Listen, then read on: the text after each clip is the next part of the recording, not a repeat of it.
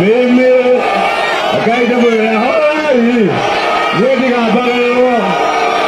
Hawa watu wa Kwale, Mheshimiwa Rais, wamesema hii affordable housing iko hapa, ile mara yote inajengwa hapo, ikiwekwa kablo ipewe hawa vijana wa affordable housing. Leo nene niye niole yotaragwo na ya tuga woko karao na kinyadara yothe gutire mundu ukwenderio guoya na niye ndiendagerio guoya niguo kana tiguo. Mwathani amurathime, asanteni sana. Mimi akaita bwana hoi yeye kabalo.